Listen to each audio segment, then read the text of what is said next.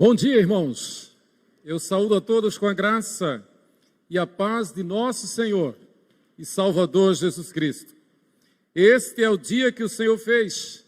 Regozijemo-nos e alegremo-nos nele. Você que está em casa, você é bem-vindo em nome de Jesus, onde quer que seja, onde quer que você esteja, em qualquer parte do Brasil ou do mundo, que esteja ligado conosco através da internet. Esta igreja é do Senhor Jesus. A Igreja Presbiteriana do Brasil, a Igreja Reformada, a Igreja Presbiteriana 12 de Agosto, tem na Bíblia a nossa única regra de fé e de prática. A Bíblia é a nossa única regra de fé e de prática. E nós temos a consciência de que estamos aqui não para agradar a homens, não para agradar-nos a nós mesmos, mas nós estamos aqui para agradar a Deus. E como igreja, nós temos a consciência de que os sinais da segunda vinda de nosso Senhor Jesus, né, Pastor Lucas? Os sinais da segunda vinda do Pastor Jesus mais se mostram cada vez. O que a Bíblia fala de marca da besta, que será posta em tantos quantos negarem a Jesus. Obviamente, os cristãos fiéis não aceitarão a marca da besta e por isso serão perseguidos de morte.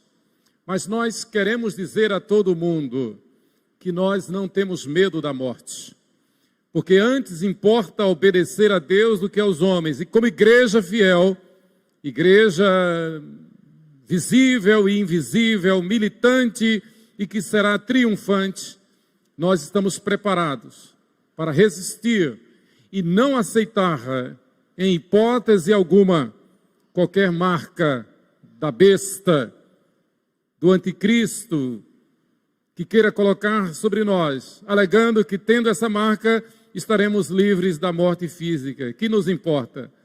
A nossa pátria está nos céus. Mas enquanto aqui estivermos, nós vamos testemunhar de que Jesus Cristo é o nosso único Senhor e suficiente Salvador. E que somente diante dele nós dobramos os nossos joelhos.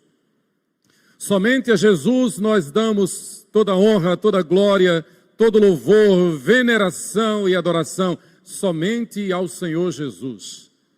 Mais do que nunca, a igreja fiel tem que estar consciente de que antes importa obedecer a Deus do que aos homens. Louvado seja Deus. Hoje é um dos dias, um dos momentos que mais me marcam no ministério. Hoje teremos batismo de criança. E este é um tema muito caro a mim. Foi a minha monografia no bacharelado de teologia. Quando eu cheguei no seminário, eu era totalmente contra o batismo infantil. Mas o seminário me educou, o seminário me formou. E no seminário eu aprendi, através da palavra de Deus, a bênção que é o batismo de crianças. Eu convido a todos que abram comigo em Atos capítulo 2 e o versículo 39. Atos 2, 39. Você que está em casa, abra também. Chame as crianças. Esta é uma palavra especial para as crianças também. E leiamos juntos, leiamos em voz alta. Atos 2, 39. Leiamos juntos. Pois para vós outros é a promessa, para vossos filhos e para todos os que ainda estão longe, isto é, para quantos o Senhor nosso Deus chamar. Vamos repetir? Outra vez. Pois para vós outros é a promessa, para vossos filhos e para todos os que ainda estão longe, isto é, para quantos o Senhor nosso Deus chamar. Oremos. Senhor, derrama luz em nossas trevas. Derrama luz sobre nós. Aviva em nós as forças da memória. Santifica-nos, ó Deus, na verdade. A tua palavra é a verdade. edifica as famílias, edifica a igreja, santifica as famílias, santifica a igreja, pelo poder da Tua palavra, pelo poder do Espírito Santo. Fala conosco, Senhor, em nome de Jesus. Amém. Eu quero falar sobre a apologia ao batismo infantil. Meus queridos irmãos, olhando a Bíblia do Gênesis ao Apocalipse, e os textos que o nosso pastor, reverendo Lucas, fez de propósito, porque são textos basilares, fundamentais, que justificam, que autenticam, que comprovam a tese do batismo de crianças na igreja. É preciso lembrar que nunca houve controvérsia sobre forma de batismo e sobre o batismo de crianças, até quando depois da Contra-Reforma. Houve a reforma protestante do século XVI, vieram os jesuítas, a Igreja Católica Apostólica Romana, e declararam guerra contra os reformadores, e perseguiram de morte. Inácio de Loyola, um soldado jesuíta espanhol, que desencadeou toda a caça aos reformadores. No dia 24 de agosto de 1572, chamada noite dia de São Bartolomeu, naquela noite, huguenotes, que são os calvinistas, que eram os calvinistas, presbiterianos de França, em Paris, eles foram trucidados, assassinados, de tal forma que a história conta que o sangue dos huguenotes corria pelas sarjetas como se fosse água. Isso foi um recrudescimento do movimento contra a reforma protestante. Por conseguinte, surgiu do lado dos reformadores um movimento também que radicalizou, chamado Anabatista, que, resumindo, dizia que se deveria tirar da igreja reformada tudo que pudesse ser semelhante ou parecido com o que a Igreja Católica Apostólica Romana fazia e faz. Por exemplo, esse grupo proibiu a construção de templos com cara de templo, de catedrais, proibiu o uso da cruz, mesmo a cruz vazia, proibiu a recitação do Pai Nosso, a recitação do Credo Apostólico. Eu acho interessante que lá em Itabuna, principalmente, eu era muito convidado, reuniões do Lions, Rotary, inauguração de casas comerciais, de clínicas médicas, e sempre eu tive o costume de começar orando o Pai Nosso e de terminar orando o Credo Apostólico. Interessante que muitas vezes, muitas pessoas depois iam me perguntar, comentar, dizendo: eu pensei que o senhor fosse um pastor, não sabia que o senhor era um padre, porque o senhor ora o Credo Apostólico. O Credo Apostólico é da Igreja do Senhor Jesus. Foi um dos primeiros documentos escritos, e antes mesmo dos evangelhos ser publicado pelos apóstolos. Então, a igreja nunca questionou a forma de batismo. Esse movimento anabatista, nessa ruptura radical, também aboliu o batismo de crianças e mudou a forma até então vigente em 1600 anos, que era o batismo por aspersão. E aqui eu quero fazer um parênteses para você. Normalmente, as pessoas que defendem o batismo por imersão, elas dizem: mas João Batista batizou no rio, e se foi no rio, tinha que ser mergulhando. Aquela região do Rio Jordão, onde João Batista batizava, era, na verdade, o shopping center da época, era o mercado da época. As coisas aconteciam ali naquele lugar, e era extremamente raso. A água não passava do joelho de um homem. E o texto diz que milhares eram batizados. E, obviamente, o batismo era por efusão. Era por efusão. No popular, por atacado. Lembra do dia de Pentecostes? Quando mais de 3.000 homens se converteram, e a Bíblia diz que todos foram batizados. Obviamente que Pedro e os demais apóstolos, de lá do cenáculo, eles batizaram por efusão ou aspersão. Muito bem. O texto lido aqui é exatamente a conclusão do sermão pentecostal, do dia de Pentecostes, depois que o Espírito Santo desceu no cenáculo e encheu aqueles 120 irmãos, inclusive os apóstolos, todos ficaram cheios do Espírito Santo. E Pedro, então, usando da palavra, pregou este sermão, e é na conclusão desse sermão que esses 3.000 homens se convertem e são batizados automaticamente. A ação do Espírito Santo. E Pedro, então, na conclusão diz: pois para vós outros é a promessa, para vossos filhos e para todos os que ainda estão longe, isto é, para quantos o Senhor nosso Deus chamar.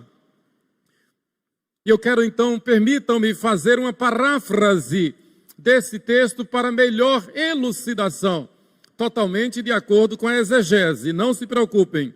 Então a paráfrase desse texto nos permite: pois a vós outros são entregues os benefícios da salvação mediante Jesus Cristo, para aqueles que foram gerados por ti.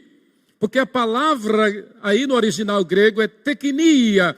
A palavra teknia, vossos filhos, teknia, são aqueles que foram gerados por ti. Então Pedro está dizendo: essa promessa é para vocês. Essa promessa é para aqueles que foram gerados por ti.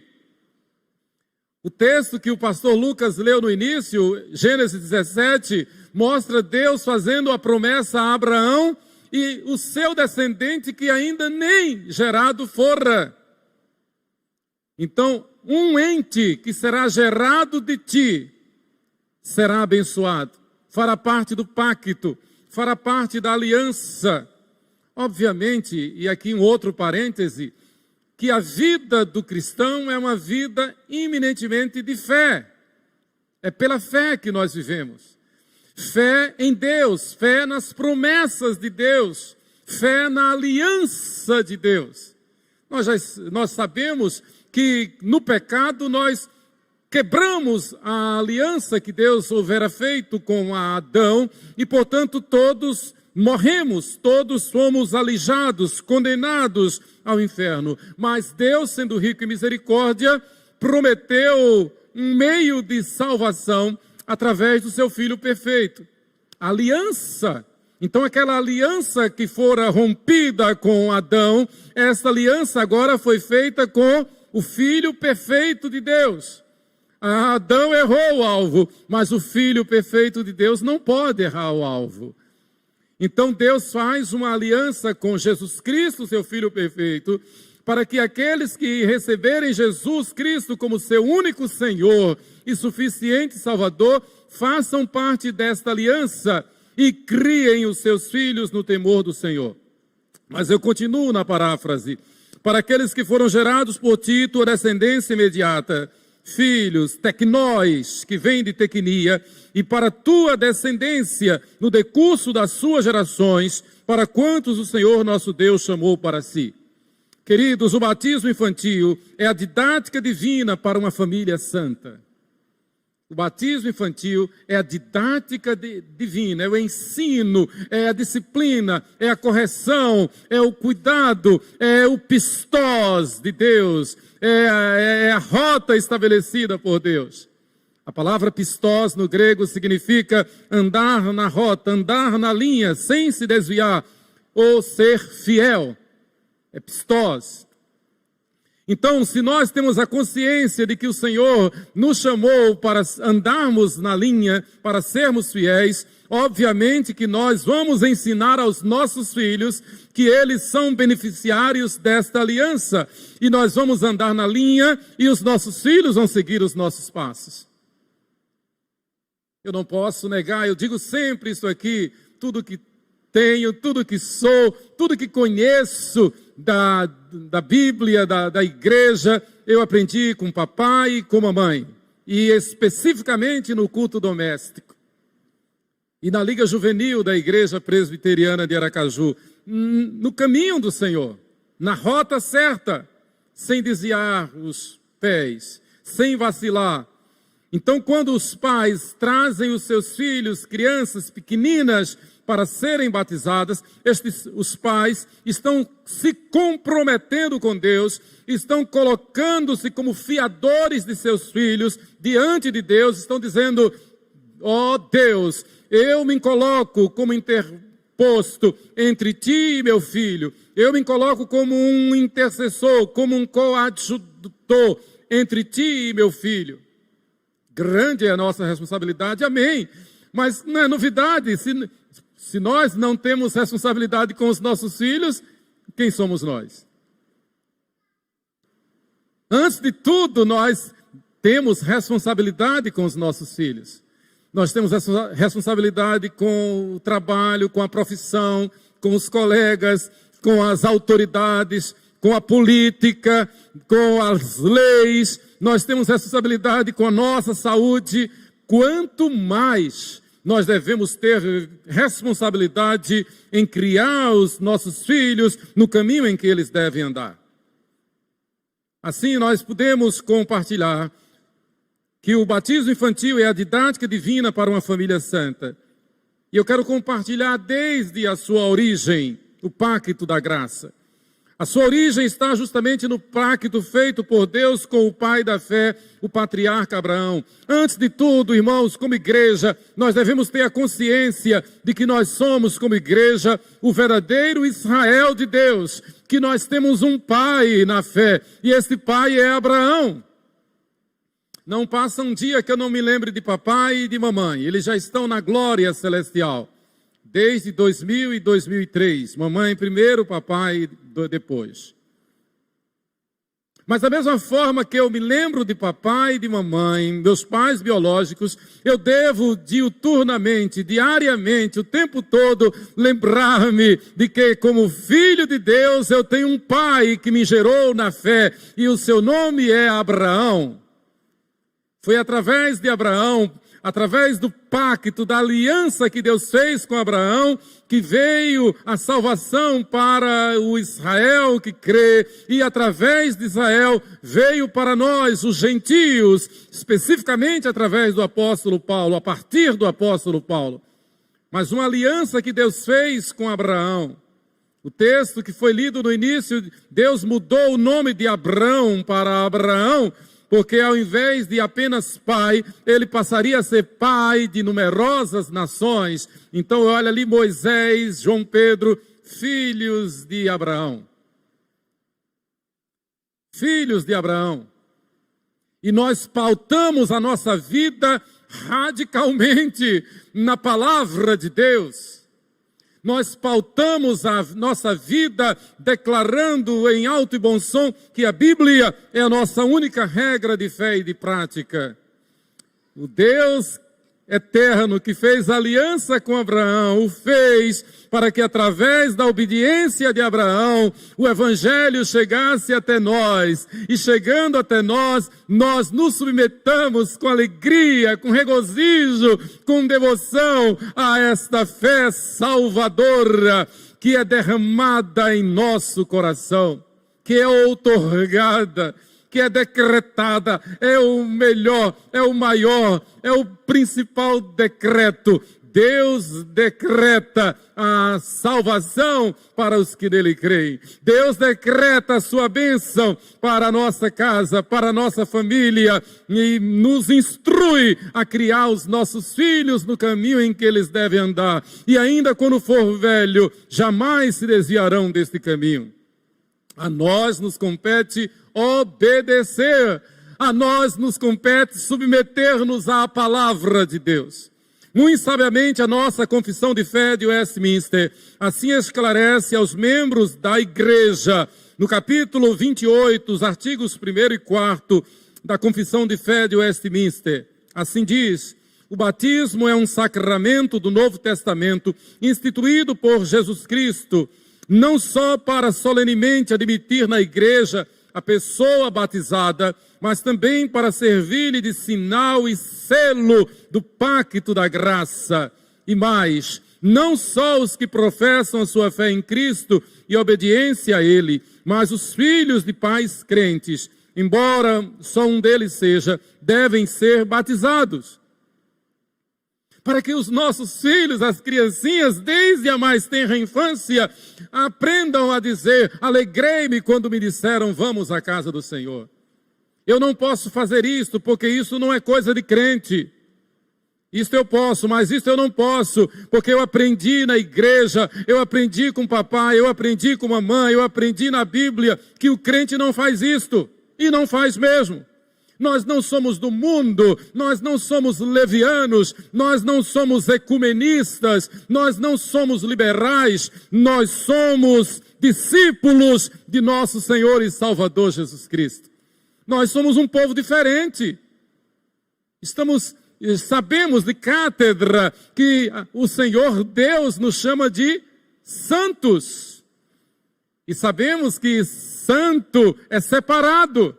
Nós somos separados do mundo. O apóstolo Paulo é bem clássico, bem categórico. Ele diz: o Senhor nos libertou do império das trevas e nos transportou para o reino do Filho do seu amor. Nós estamos no mundo, mas não somos do mundo. Nós estamos no mundo, mas não temos medo da morte, porque para nós não existe morte, para nós existe promoção, traslado, entrada triunfal na glória celestial. E aqui eu faço mais uma vez uma advertência: cuidado para que o cuidado com o corpo físico não os afaste da espiritualidade verdadeira, da verdadeira santidade. Podemos dizer que o pacto da graça é a aliança de Deus com o homem decaído no pecado. Abraão não teve mérito nenhum para ser escolhido por Deus. Deus foi lá e pinçou Abraão de Ur dos Caldeus, do meio da idolatria, de um povo idólatra, e Abraão vivia naquele meio. Deus foi lá e do jeito que tirou a mim, a Lucas, a Moisés, tirou a Marco, tirou a Simone, tirou a Milton, tirou a Dorcas, Deus nos tirou Gustavo, lá, nos tirou do submundo, do pecado, da morte, fez uma aliança conosco para nós andarmos pistós, para nós andarmos na rota certa, no caminho certo, no caminho seguro. Deus, então, no pacto da graça, Ele volta-se para o mundo caído com todo o esplendor do seu amor redentor e de sua graça salvadora. No pacto da graça, Cristo é, em primeiro lugar, o revelador. Em segundo lugar, Ele é o mediador. Ele revela, Ele media. E aqui trazendo para nós, quando nós, pela fé, como Abraão, consagramos o nosso Isaque, consagramos os nossos filhos, nós o fazemos certos de que estamos com a graça de Deus agindo como mediadores. Mediadores entre Deus e nossos filhos. Papai, o tempo todo que me educou na palavra, eu lembro-me, ele foi um mediador entre Deus e a mim. E eu, servindo de ponte, servindo de braço de Deus para me ajudar, para me ensinar. Quando os pais trazem hoje João Paulo Ribeiro Dutra, não apenas para apresentar, mas para submeter-se ao pacto, submeter-se ao sacramento do batismo, vocês estão fazendo e colocando-se como fiadores, como mediadores diante de Deus. Eu sei que vocês têm cuidado com a sua profissão, eu sei que vocês têm cuidado com o seu carro, com a sua casa, eu sei que vocês fazem seguro disto, seguro daquilo, tem que ter. Agora, quanto maior, incomparavelmente cuidado, vocês devem ter com João Paulo Ribeiro Dutra. Uma vez conscientizados dessa estreita ligação entre o pacto da graça e o sacramento do batismo infantil, afirmamos com a autoridade que a Bíblia nos dá que Deus inclui as crianças ao estabelecer o pacto com o seu povo. Deus não trunca a família, Deus não quebra a família é integral. E Deus quer que a família seja íntegra na sua presença. Deus não limita a família, como vimos na exegese de Atos 2:39, ela é formada dos pais, mas também das tecnias, das criancinhas. E Deus não chamou apenas Abraão, isso é óbvio. Deus chamou Abraão e ainda aquele que haveria de ser gerado, Isaac.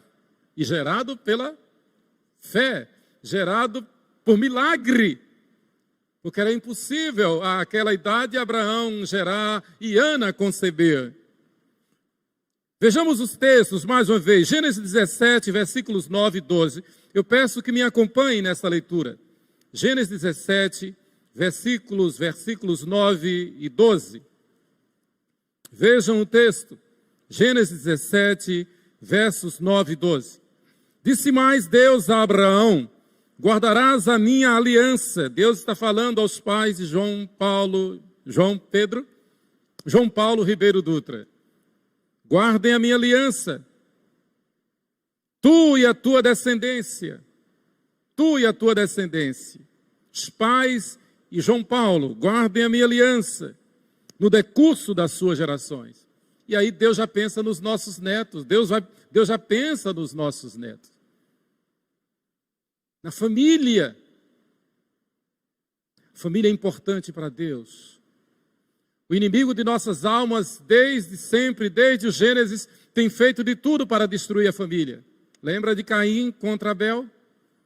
Então, quando nós vemos os desvarios hoje nas famílias, quando nós vemos uma propaganda política para promover ideologia de gênero, quando nós vemos partidos defendendo e quando vemos crentes elegendo e votando em políticos que defendem ideologia de gênero, que defendem o sem gênero, que defendem, que contrariam o que Deus estabeleceu e que a Bíblia chama isso de torpeza, de blasfêmia, isto nos causa tristeza.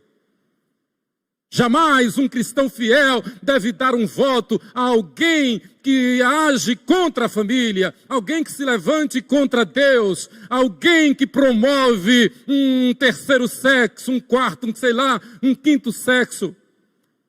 Só existem dois sexos, macho e fêmea. Deus criou o homem e a mulher, não criou uma coluna do meio. Desde o Gênesis, o inimigo vem fazendo de tudo para destruir a família. E uma das pragas destes dias é dizer que os filhos devem ser criados ao léu, de qualquer jeito, e que os filhos são senhores de si.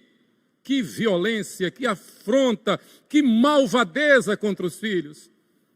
Filhos precisam de correção, filhos precisam de disciplina. Disciplina é cuidado, disciplina feita pelos pais que temem a Deus é um ato de amor, é um ato de culto, não pode ser diferente, porque as crianças precisam ser bem educadas. Mas a propaganda acadêmica, a propaganda ideológica, a propaganda política é de que não, a família é uma coisa qualquer. Ou melhor, a família já se acabou. Acabou para o inimigo, mas para nós não. A família permanece e a família santa vai entrar no céu. Versículo 12 de Gênesis 17 diz assim: o que tem 8 dias será circuncidado. E nós sabemos pela teologia bíblica que a circuncisão do Antigo Testamento é o batismo do Novo Testamento.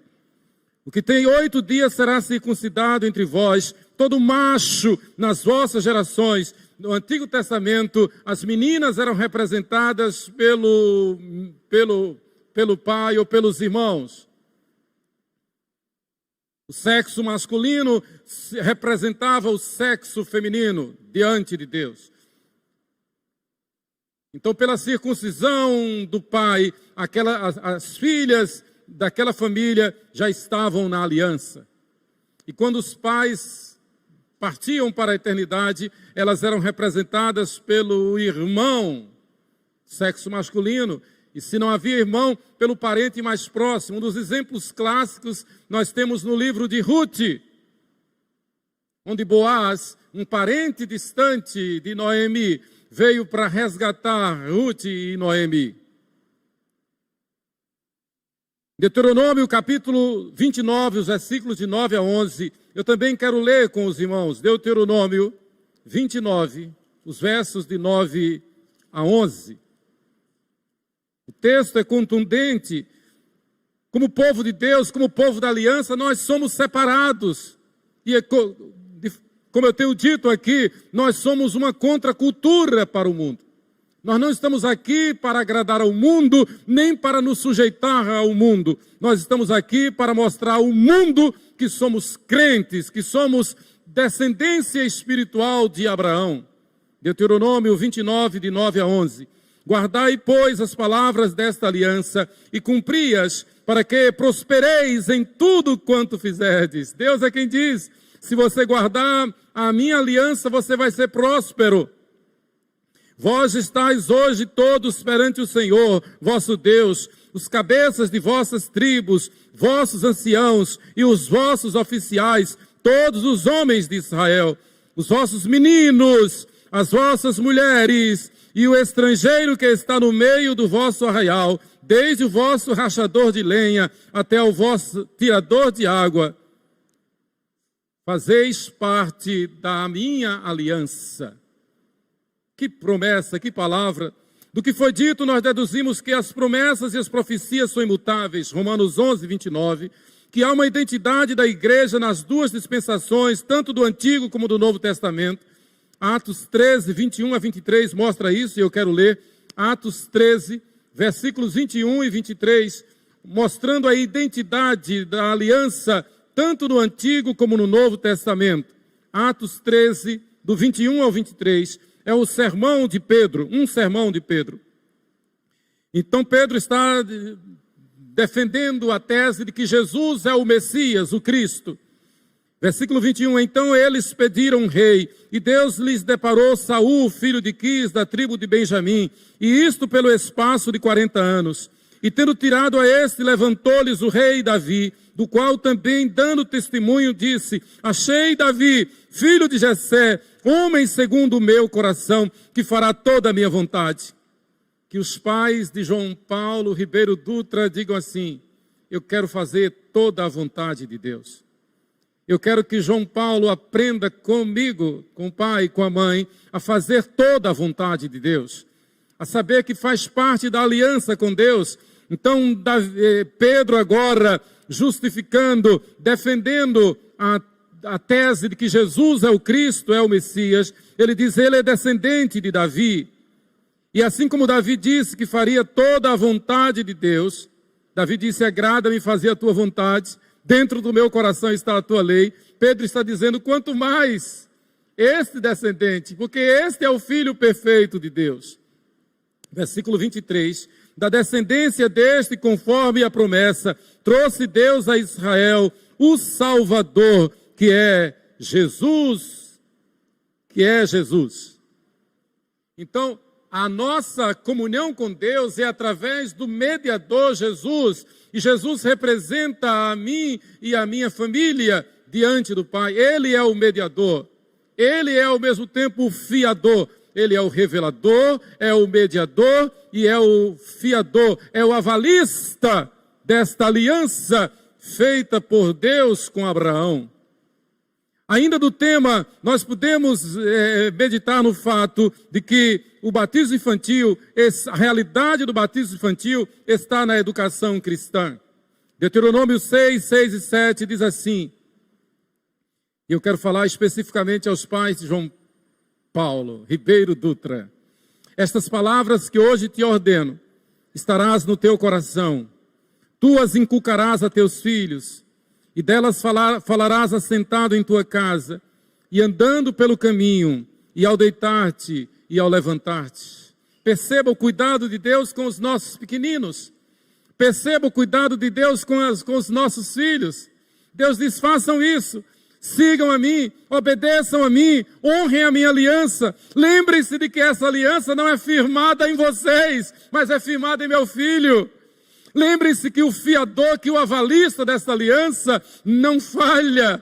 Ele é perfeito, Ele é Jesus Cristo, Ele é o Messias, Ele é o revelador, é o mediador, é o fiador desta aliança. Nós vemos de forma enfática o cuidado e o zelo de Deus para com a educação de nossos filhos.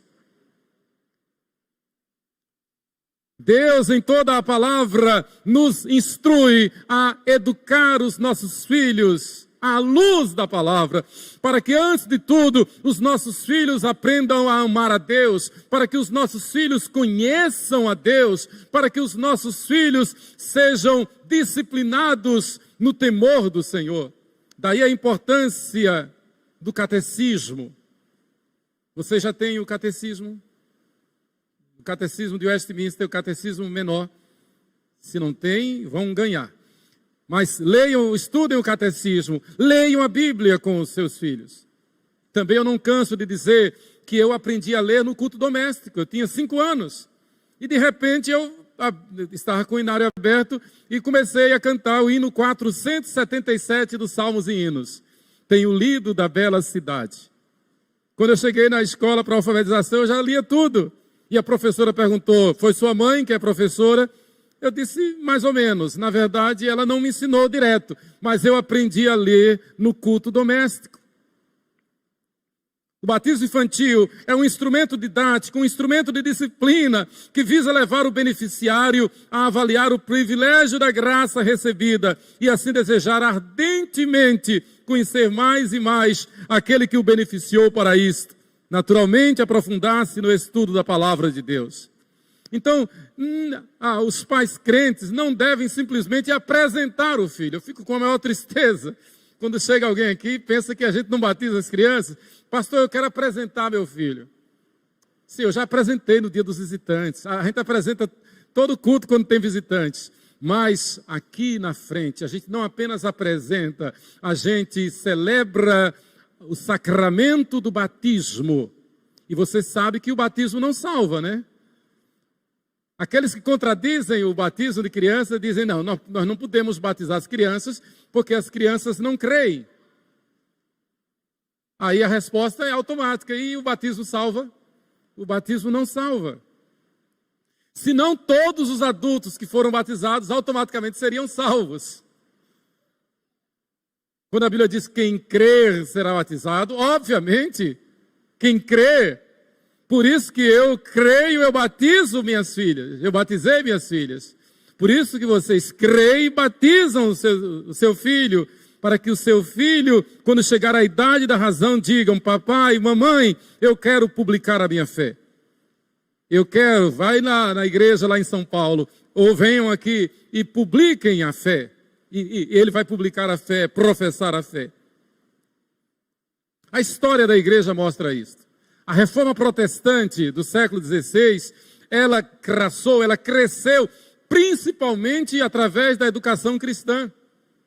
Não foi por acaso que logo em 1540, quando a França dominou o Rio de Janeiro, Calvino sugeriu ao rei Francisco I de França que mandasse para o Brasil educadores reformados.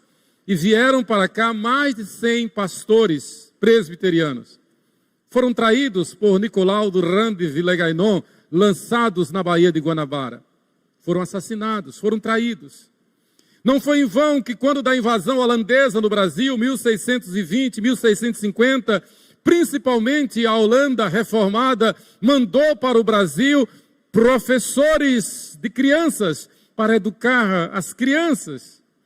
E não foi por acaso que então, nessa época, de 1620 a 1650, quando do domínio holandês, a partir de Pernambuco, de Recife, Maurício de Nassau, a igreja reformada teve presbitérios desde aqui, desde Sergipe até o Rio Grande do Norte. E eles fizeram isso ensinando as crianças principalmente. O teólogo reformado Leinart, ele diz, a prática do batismo de crianças é facilmente compreendida quando a educação cristã é uma realidade.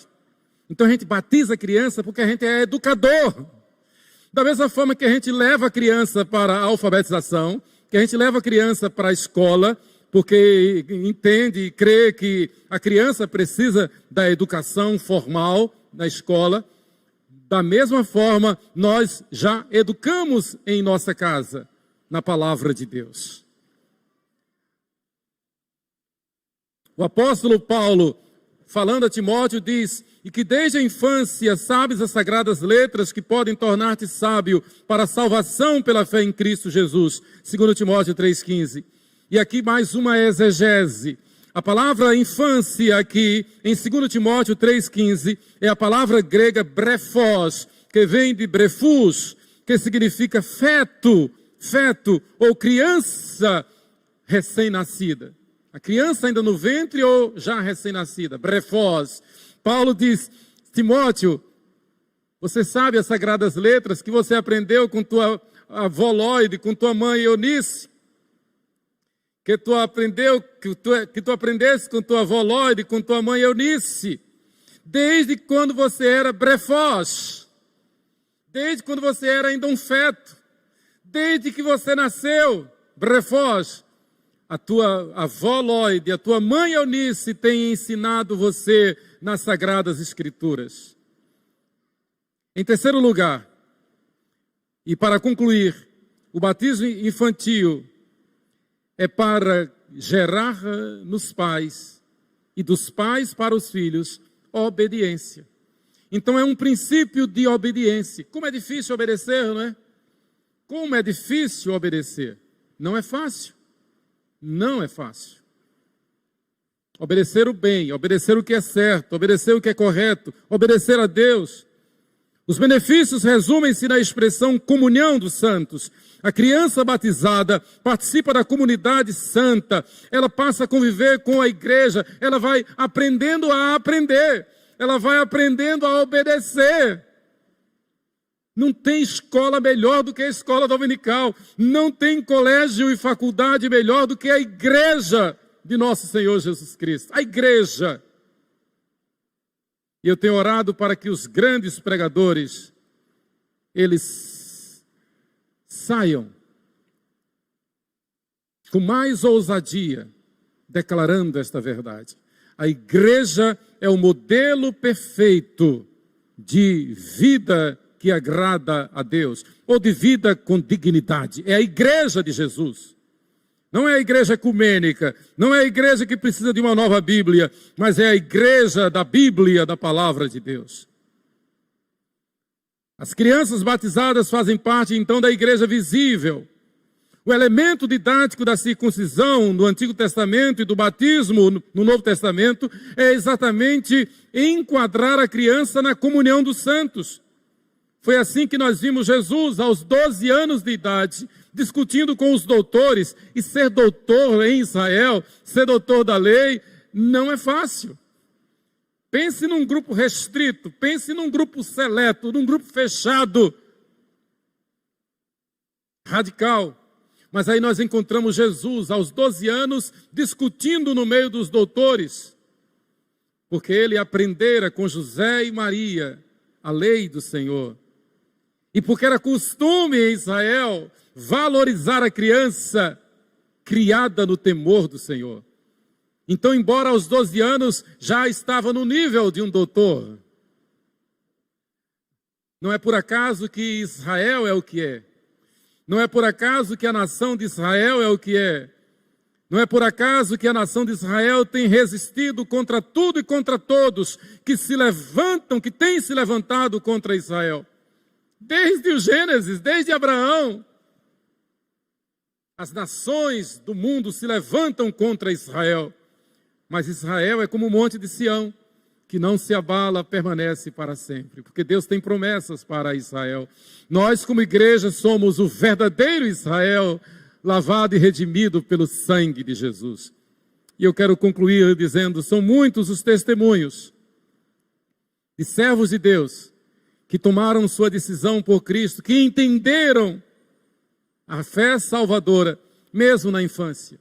Nós recebemos aqui o nosso saudoso pastor reverendo Russell Shedd, pregou aqui nesse púlpito. E daqui ele deu testemunho de que aos 5 anos de idade ele teve a experiência de conversão. O também saudoso reverendo Billy Graham teve a sua experiência de conversão aos 5 anos de idade. Quantos?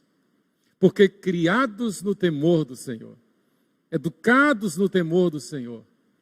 Queridos, quando Mateus narra e diz assim, e Jesus chamando uma criança, colocou-a no meio deles, nós concluímos por uma dedução lógica que tais direitos e privilégios naturalmente já pertenciam aos cordeirinhos do rebanho do Senhor Jesus. Jesus, chamando uma criança, colocou-a no meio deles. De início, os discípulos, os circunstantes, ficaram aborrecidos e reclamaram e tentaram tirar as crianças. E Jesus então completa, aquele que não se fizer como uma criança, jamais entrará no reino dos céus.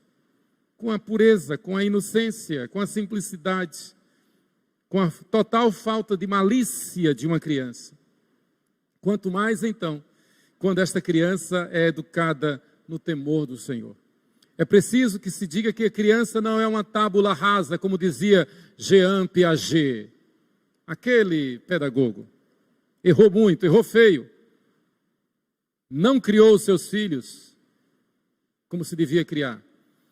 O pedagogo devotado, idolatrado por muitos pedagogos, Jean Piaget, foi uma vergonha para os seus filhos. Foi uma vergonha como pedagogo para os seus filhos. Deixou os filhos no orfanato. Abandonou os filhos no orfanato, num depósito de crianças. E foi cuidar da sua vida. Não é assim que faz quem teme a Deus. Quem teme a Deus valoriza seu filho como um presente de Deus. Quem teme a Deus age para com o seu filho como um representante de Deus, no cuidado com este bem que Deus lhe deu, que é o que há de mais precioso na vida. Mamãe dizia, meus filhos são as cordas do meu coração. E realmente, vai comparar o filho com um carro, vai comparar o filho com uma casa, vai comparar o filho com uma viagem, vai comparar o filho com a fama, com o aplauso, com o sucesso. Os filhos são as cordas do nosso coração. Se Deus nos deu a graça de gerá-los e concebê-los, é para que sejamos instrumentos de Deus na educação de nossos filhos e nossos filhos sejam o melhor deste mundo para nós, mas antes de tudo, para Deus. A igreja fiel cuida das crianças, não como coisas. A igreja fiel cuida das crianças como herdeiras de Deus, como beneficiárias do pacto, da aliança com Deus. Cuida das crianças como membros não comungantes, mas são membros da igreja. Porque a igreja fiel não lida com indivíduos. A igreja fiel lida com famílias. Vós, porém, sois sacerdócio real, nação santa, povo, família de propriedade exclusiva de Deus. Que Deus nos abençoe.